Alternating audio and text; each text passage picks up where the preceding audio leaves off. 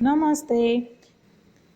ગયા લેક્ચરમાં ગુજરાતીમાં ધોરણ 8માં આપણે પાઠ 12 છે નવા વર્ષના સંકલ્પો એ સરસ રીતે સમજ્યો હતો અને તેની સ્વાપોથીમાં આપણે ઉતારવામાં પણ પૂર્ણ કર્યો હતો. હવે આજે આપણે એવું જ સરસ મજાનું કાવ્ય છે આપણું 13મું શરૂઆત કરીએ. એક ગઝલ છે, કાવ્યનો પ્રકાર છે ગઝલ છે. આપણે ઘણી બધી ગઝલો જોઈ હશે, આ પણ એક ગઝલ છે. તેના કવિ છે હર્ષ બ્રહ્મભટ્ટ. તેમનો જન્મ 31/7/1954 થયેલો. કવિ હર્ષ વાડીલાલ બ્રહ્મભટ્ટ મહેસાણાના વતની છે.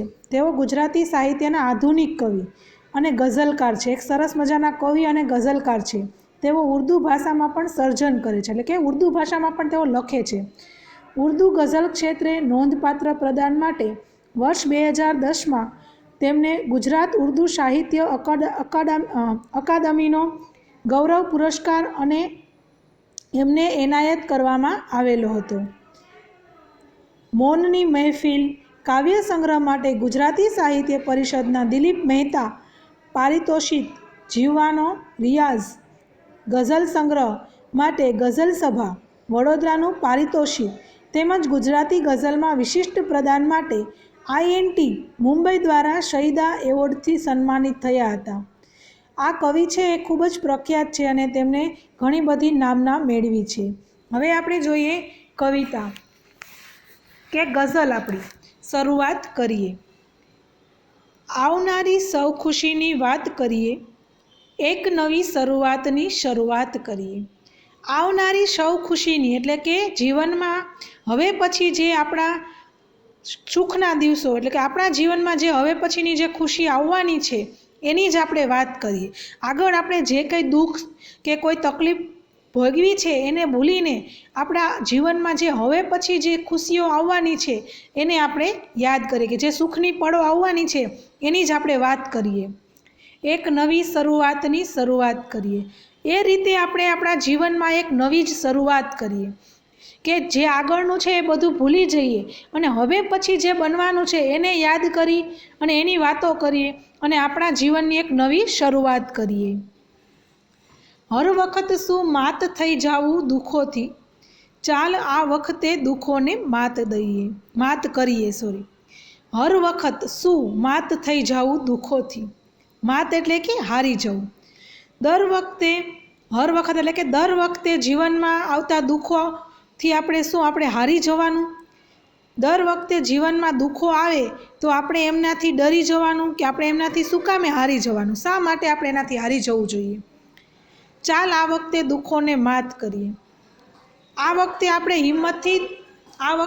હિંમતથી આ દુઃખો છે એનો સામનો કરીએ અને દુઃખને જ હરાવી દઈએ. દર વખતે આપણા જીવનમાં દુઃખ આવતા હોય છે તો એ દુઃખથી આપણે હારવાને બદલે એ દુઃખને આપણે હરાવી દઈએ, કે આપણા જીવનમાં આવતા દુઃખ છે એનો આપણે હિંમતથી સામનો કરીએ અને એ દુઃખને જ આપણે હરાવી દઈએ. બહારથી દેખાય જેવી સ્વચ્છ સુંદર, દોસ્ત અંદરથી એવી જાત કરીએ. બહારથી જેવી સ્વચ્છ સુંદર એટલે કે આપણો વ્યક્તિત્વ, માણસનું જે વ્યક્તિત્વ છે એ કેટલું સ્વચ્છ અને સુંદર છે, કેટલું સ્વચ્છ અને સુંદર દેખાય છે એટલું જ આપણા માટે મહત્ત્વનું નથી. જેવું આપણું વ્યક્તિત્વ છે એવું બહારથી સ્વચ્છ અને સુંદર દેખાય છે એવું જ આપણું અંદરથી પણ આપણું વ્યક્તિત્વ સારું હોવું જોઈએ. એટલે કવિ કહે છે કે ભાઈ આપણું માણસનું બહારથી જે વ્યક્તિત્વ જોઈ અને કોઈ પણ આપણે નિર્ણય લઈ શકીએ નહીં. એના વિશેનું આપણું જે મંતવ્ય છે એ આપણે રજૂ કરી શકીએ નહીં, કેમ કે જે માણસ બહારથી જેવો દેખાય છે એવો અંદરથી ન પણ હોય.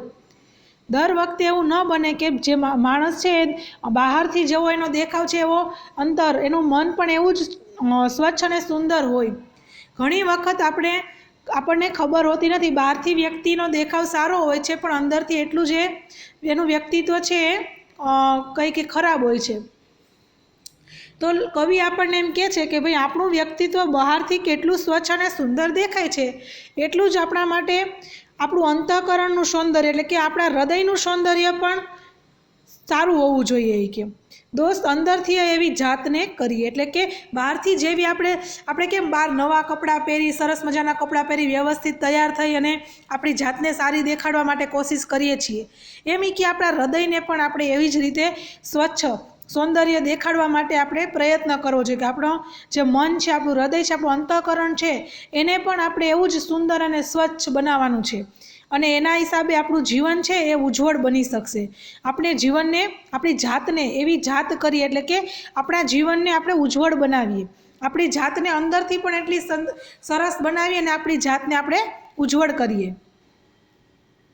હોઈએ ત્યાં મહેકતું કરીએ બધુંએ, ઘર નગર આખું જગત રડિયાત કરીએ. હોઈએ ત્યાં મહેકતું કરીએ બધુંએ. આપણી જ્યાં હાજરી હોય ને ત્યાં આપણી આજુબાજુનો જે વિસ્તાર છે એ બધો આપણા ગુણોથી મહેકી ઉઠે એવું બનાવી દઈએ કે આપણે જ્યાં હાજરી આપીએ, આપણે જે જગ્યાએ હોય એ જગ્યાનું આસપાસનું જે વાતાવરણ છે તે વાતાવરણમાં આપણે આપણા ગુણોની સુગંધને ફેલાવી દઈએ, એવું આપણું જીવન કરીએ કે ઘર નગર અને આખું જગત રડિયાત કરીએ. મહેકતું એટલે સુગંધી કરી દઈએ એમ, અને રડિયાત એટલે કે સુંદર બનાવી દઈએ. આપણું ઘર છે, આપણું શહેર છે અને આખું જગત, સમગ્ર વિશ્વને આપણે આપણી સુગંધથી સુંદર બનાવી દઈએ, મહેકથી સુંદર બનાવી દઈએ, રળિયામણું કરી દઈએ કે બધા આપણા તરફ આકર્ષાય, એવું આપણું વ્યક્તિત્વ કરીએ કે કવિ. આપણે ઘણા લોકોને જોતા હોય કે આપણે એના હાવભાવ, એની બોલીચાલી ને એના સ્વભાવ ઉપરથી આપણે વ્યક્તિ તરફ આકર્ષાતા હોય છે. તો આમાં પણ કવિ એમ જ કહે છે કે આપણે જ્યાં હોય આપણે એવા કાર્યો કરીએ, આપણે એવા આપણા અંતઃકરણને આપણે એવું બનાવીએ, આપણે જાતને આપણે એવી કરીએ કે જેના કારણે આપણે જે જગ્યાએ ઊભા છીએ તેની આજુબાજુના જે વ્યક્તિઓ છે, આપણી આસપાસનું જે વાતાવરણ છે એ બધું આપણા ગુણોથી, આપણા સારા કાર્યોથી મહેકી ઉઠે અને આપણને બધા જુએ અને કહે કે ભાઈ ના, આપણી ઉપમા આપે બીજાને કે ભાઈ આ વ્યક્તિ જુઓ તમે, એ કેટલા સારા કાર્યો કરે છે, એના ગુણ કેવા સારા છે, એ આપણી ઉપમા આપે, આપણે એનાથી ઓળખાઈએ કે છે. આપણું ઘર છે, આપણું શહેર છે, આખું વિશ્વ છે, એ આખા વિશ્વને આપણે સુંદર બનાવી દઈએ આપણા ગુણોથી, કે બધા ઉપર આપણે કંઈક ને કંઈક છાપ છોડીએ, કે આપણા જે સારા ગુણો છે બધામાં આવે એવું કંઈક કરીએ, એવું કહે છે કવિ. જે મળ્યું એને કરી સૌથી સવાયું, આવનારી કાલને સોગાત કરીએ. આપણને કે છે જીવનમાં જે મળ્યું છે ને એને આપણે સૌથી શ્રેષ્ઠ, સવાયું એટલે શ્રેષ્ઠ બનાવીએ. આપણને જિંદગીમાં જે કંઈ ભગવાને દીધું છે એને આપણે જે છે એના કરતાં પણ શ્રેષ્ઠ બનાવીએ, સારું બનાવીએ. આવનારી કાલને સોગાત કરીએ, એટલે કે આપણા ભવિષ્યને, આવનારું ભવિષ્ય છે આપણું, એને આપણે ભેટ ધરીએ. સોગાત એટલે ભેટ, કે આપણું જે ભવિષ્ય છે કે આવતા ભવિષ્યમાં આપણે જે કાંઈ તકલીફો આતે આવવાની છે કે જે કાંઈ મુશ્કેલી આવવાની છે એ દૂર થાય અને આપણું જે આવનારું ભવિષ્ય સારું બને, એટલા માટે આપણે આવનારા ભવિષ્યને આ ભેટ આપીએ કે ભેટ કરીએ કે. હવે આ કાવ્ય છે એમ આપણને શું કહે છે કે આપણે ખુશી, કવિ છે એને આપણને ખુશીની વાત કરી છે કે આપણને ઘણી વખત કંઈક તકલીફ આવે ને એટલે આપણે સૌ દુઃખી થઈ જતા હોય, તો એના દુઃખમાં આપણે જે ભવિષ્યમાં સુખ આવવાનું છે ને એને ભૂલી જતા હોય છીએ. એટલે કવિ કહે છે કે તમે જે બની ગયું છે, જે વયું ગયું છે, વીતી ગયો છે, જે સમયને ભૂલી જાઓ અને હવે જે આવવાનું છે ને એની વાત કરો કે એને વાત કરી અને એને તમે નવું જીવનની ત્યારથી શરૂઆત કરો, એમ તમારા જીવનની શરૂઆત ત્યારથી કરો કે ભાઈ હવે આવનારું જે જીવન છે ને એની શરૂઆત આપણે હવે પછીથી કરી કે એ સારું જ થાય એમ. અને દર વખત આપણે ગમે ત્યારે આપણા જીવનમાં મુશ્કેલી આવે ને તો આપણે એનાથી હાર માની જઈએ. તો કવિ કહે છે કે આપણે કે દર વખતે આપણા જીવનમાં દુઃખો તો આવતા જ રહેવાના છે, તો શું આપણે એનાથી હારી જવાનું? નહીં, આપણે એ દુઃખોને હરાવી દેવાના છે. આપણે આપણા હિંમતથી એ દુઃખોનો સામનો કરવાનો છે ને દુઃખોને જ હરાવી દેવાના છે. એટલે આપણા જીવનમાં જે દુઃખ આવ્યા છે એ તરત જ ચાલ્યા જાય. બહારથી આપણે જેવા દેખાય છે ને એવું જ આપણું અંદરનું વ્યક્તિત્વને પણ આપણે બનાવવાનું છે. એટલે આપણા અંદરના વ્યક્તિત્વથી આપણી જાતને સુધારવાની છે. અને આપણે જે જગ્યાએ ઊભા હોય ને, આપણે જે જગ્યાએ જઈએ એ જગ્યાએ ત્યાંનું વાતાવરણ છે એ આપણા ગુણોથી, એ આખું વાતાવરણ છે એ સુગંધિત, આપણા ગુણોની સુગંધ છે એ પ્રસરી જાય ત્યાં બધે અને આપણને બધા ઓળખે। આપણું ઘર છે, આપણું શહેર છે, આખું વિશ્વ, આખી દુનિયા છે એ આપણા ગુણોથી પ્રભાવિત થાય અને બધાના જીવનમાં એ ગુણનો કંઈક પ્રભાવ પડે અને એને આપણે સુંદર બનાવી દઈએ। આપણને જીવનમાં જે કાંઈ મળ્યું છે એને આપણે જે મળેલું છે એના કરતાં પણ શ્રેષ્ઠ બનાવીએ। જે આપણને મળ્યું ત્યારે જેવું હતું એના કરતાં પણ હજી આપણે એને શ્રેષ્ઠ બનાવી દઈએ અને આપણા જીવનમાં જે હવે પછી જે ભવિષ્યમાં ખુશી આવવાની છે એને આપણે ભેટ કરીએ। આપણા જીવનમાં જે હવે કાંઈ બનવાનું છે એને આપણે આવનારા ભવિષ્યને આપણે ભેટ કરીએ। હવે જો આ કાવ્ય છે આપણે સરસ રીતે સમજ્યા। આ કાવ્ય છે એ સાવ સહેલું છે સમજવામાં, તમને પણ સમજાઈ જાય એવું છે, અઘરું નથી।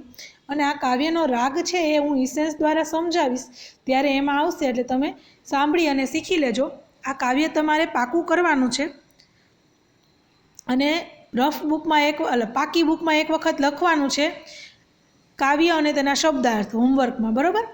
અને આ કાવ્ય ખાસ પાકું કરવાનું છે। તેનો રાગ છે એ હું આવતા લેક્ચરમાં તમને બતાવીશ। આ વખતે તમે ખાલી પાકું કરી રાખજો, આવતા લેક્ચરમાં રાગ શીખી લેવાનો છે। અને આ કાવ્ય મને લાગે છે તમને બધાને સમજાઈ ગયો હશે। જો કોઈને કાંઈ પ્રશ્ન હોય તો મને કહેજો। ઓકે, આવજો।